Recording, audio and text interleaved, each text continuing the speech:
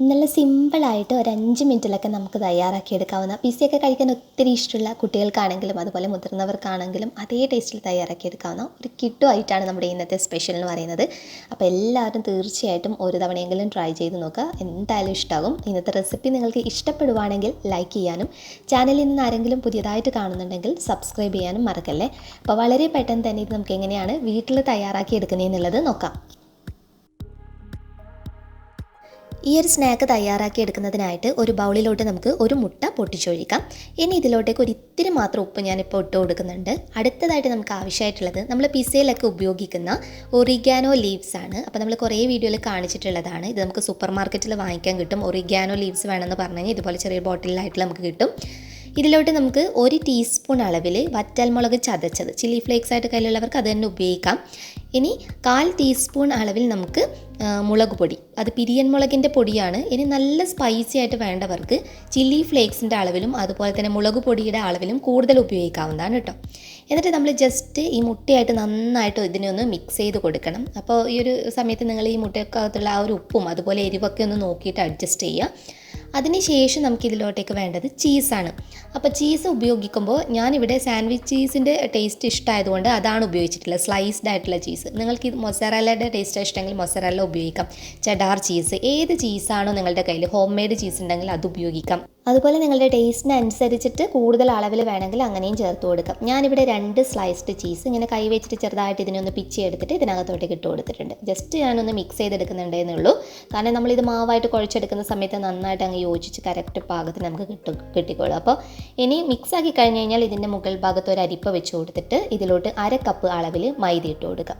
അതുപോലെ 1/2 ടീസ്പൂൺ അളവിൽ ബേക്കിംഗ് പൗഡറാണ്, ബേക്കിംഗ് സോഡയല്ല ബേക്കിംഗ് പൗഡറാണ് ഇട്ട് കൊടുത്തിട്ടുള്ളത്. ഇനി ആവശ്യത്തിനുള്ള ഉപ്പിട്ട് കൊടുക്കുമ്പോൾ എപ്പോഴും ശ്രദ്ധിക്കുക, കാരണം നമ്മൾ ഇതിനകത്ത് ചീസ് ഉപയോഗിക്കുന്നതാണ്. അതുപോലെ മുട്ടയുടെ മിക്സിനകത്ത് നമ്മൾ ഒരിത്തിരി ഉപ്പ് ചേർത്ത് കൊടുത്തിട്ടുണ്ട്. അതുപോലെ തന്നെ നമ്മളിപ്പോൾ മൈദയിലും ഇട്ട് കൊടുത്തിട്ടുണ്ട് കേട്ടോ. അപ്പോൾ അത് അഡ്ജസ്റ്റ് ചെയ്തിട്ട് വേണം എപ്പോഴും ഉപയോഗിക്കാൻ വേണ്ടിയിട്ട്, ഇല്ലെങ്കിൽ ഭയങ്കര അങ്ങ് സാൾട്ടഡ് ആയി പോവും.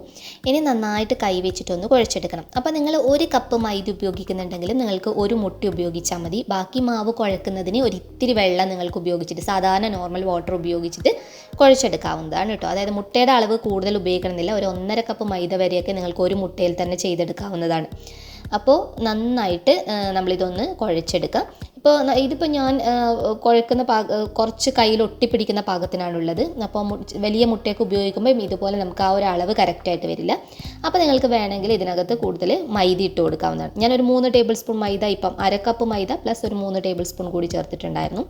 അതിനുശേഷം 1 ടേബിൾ സ്പൂൺ എണ്ണ, ഏതെങ്കിലും ഒരു സൺഫ്ലവർ ഓയിലോ കോൺ ഓയിലോ ഉപയോഗിക്കാം. വെളിച്ചെണ്ണ യൂസ് ചെയ്യരുത് ഈ ഒരു റെസിപ്പിയിൽ.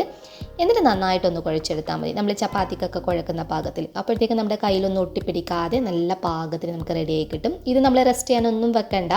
അടുത്തതായിട്ട് നമ്മളിത് പരത്തിയെടുക്കുകയാണ് വേണ്ടത്. അതുപോലെ പൊടി വിതറിയിട്ട് പരത്തിയെടുക്കരുത്. കുറച്ച് എണ്ണയൊന്ന് നമ്മൾ എവിടെ കൗണ്ടർ ടോപ്പിലാണെങ്കിൽ അതല്ലെങ്കിൽ ചപ്പാത്തി പലകയിലാണെങ്കിൽ കുറച്ച് എണ്ണയൊന്ന് തടവി കൊടുത്തിട്ട് ഇതൊന്ന് പരത്തിയെടുക്കാം. അപ്പോൾ അതാണെങ്കിൽ ഒട്ടിപ്പിടിക്കുകയൊന്നുമില്ല, നല്ല രീതിയിൽ നമുക്ക് റോൾ ചെയ്തെടുക്കാൻ വേണ്ടിയിട്ട് കഴിയും. മാവ് ഒരിക്കലും ലൂസായി പോകാതിരിക്കാൻ പ്രത്യേകം ശ്രദ്ധിക്കണം. അതായത് ഒട്ടിപ്പിടിക്കുന്ന പാകത്തിൽ ഒരിക്കലും ചെയ്തെടുക്കരുത്. പിന്നെ ഒത്തിരി കനം കുറഞ്ഞിട്ട് നമ്മളിത് പരത്തിയെടുക്കരുത്. ഏകദേശം നമ്മളിത് ബേക്കിംഗ് പൗഡറൊക്കെ ഉള്ളതുകൊണ്ട് ഇത് നന്നായിട്ട് അങ്ങ് വീർത്ത് വരും. അപ്പോൾ കുറച്ചൊരു കനത്തിൽ വേണം നമ്മളിത് എപ്പോഴും റെഡിയാക്കിയെടുക്കാൻ. ഒത്തിരി കനം കുറഞ്ഞ് നേരിയ സ്ലൈസായിട്ട് ഒരിക്കലും ചെയ്തെടുക്കരുത് കേട്ടോ. ഇനി നമ്മൾ സാധാരണ പിസയുടെ ആ ഒരു ഷേപ്പിൽ ഇതിനെ ഒന്ന് മുറിച്ചെടുക്കുകയാണ് ചെയ്യുന്നത്. അപ്പോൾ ഈ ഒരു ജസ്റ്റ് നമ്മൾ 1/2 കപ്പ് വെച്ചപ്പോൾ അത്യാവശ്യം നന്നായിട്ട് കഴിക്കാൻ തന്നെ ഉണ്ടാവും കേട്ടോ. കണ്ടോ, ഇത്രയും പീസ് നമുക്ക് ഇതിനകത്ത് നിന്ന് കിട്ടിയിട്ടുണ്ട്.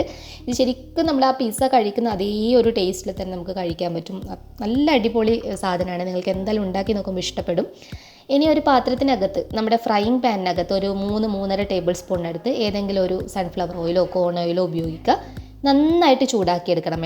എണ്ണ നല്ലതുപോലെ ചൂടായി വന്നതിന് ശേഷം ഫ്ലെയിം ഏറ്റവും കുറച്ച് വെക്കുക. ലോ ഫ്ലെയിമിൽ ഇട്ടിട്ട് വേണം നമ്മളിത് ഇട്ട് കൊടുക്കാൻ. കാരണം നമ്മൾ ഫ്ലെയിം കൂട്ടിയിട്ട് ചെയ്ത് കഴിഞ്ഞാൽ ഇത് പെട്ടെന്ന് സൈഡ് ഭാഗമൊക്കെ മൊരിഞ്ഞിട്ട് നമുക്ക് ഒട്ടും തന്നെ നല്ലൊരു കറക്റ്റ് പാകത്തിന്, അതായത് ഫുള്ള് നല്ലതുപോലെ വെന്ത് കിട്ടില്ല. അപ്പോൾ അതുകൊണ്ട് ചെറുതീയിലിടുക. നമ്മൾ ഒരു സ്ലൈസ് വെച്ച് നമ്മൾ ബാക്കിയുള്ളത് ഫില്ല് ചെയ്യുമ്പോഴത്തേക്കും ആദ്യത്തെ സ്ലൈസ് നല്ലതുപോലെ കുക്കായി വന്നിട്ടുണ്ടാകും. ഒരു സൈഡ് നല്ലതുപോലെ കുക്കായി വന്നിട്ടുണ്ടാകും. വളരെ പെട്ടെന്ന് പെട്ടെന്ന് റെഡി ആയി കിട്ടും കേട്ടോ. ഉൾഭാഗമൊക്കെ നല്ല പെർഫെക്റ്റ് ആയിട്ട് വളരെ കുറഞ്ഞ സമയത്തിനുള്ളിൽ ഇത് കുക്കായി കിട്ടും. ഇതിപ്പോൾ ഞാൻ എല്ലാം ഫ്രൈ ചെയ്തെടുത്തതിന് ശേഷം ഒരു പാത്രത്തിനകത്തോട്ടേക്ക് മാറ്റിയിട്ടുണ്ട്. അപ്പോൾ കാണാനൊരു ഭംഗിക്ക് വേണ്ടി മാത്രമാണ് ഞാൻ ടൊമാറ്റോ സോസ് കുറച്ച് മുകൾ ഭാഗത്ത് ഇങ്ങനെ ഒഴിച്ചു കൊടുത്തിട്ടുള്ളത്.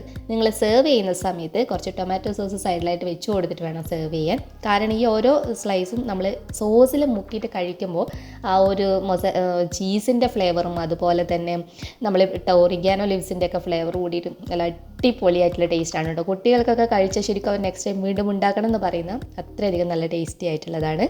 അപ്പോൾ എല്ലാവരും തീർച്ചയായിട്ടും ഒരു തവണയെങ്കിലും ഉണ്ടാക്കി നോക്കുക. നിങ്ങളുടെ ഫീഡ്ബാക്ക് എന്താണെങ്കിലും കമൻറ്റ് ചെയ്യാൻ മറക്കരുത്. നെക്സ്റ്റ് വീഡിയോയിൽ ഇനിയും നല്ലൊരു വെറൈറ്റി ഡിഷായി നമുക്ക് വീണ്ടും കാണാം. അതുവരെ ടേക്ക് കെയർ. Bye bye.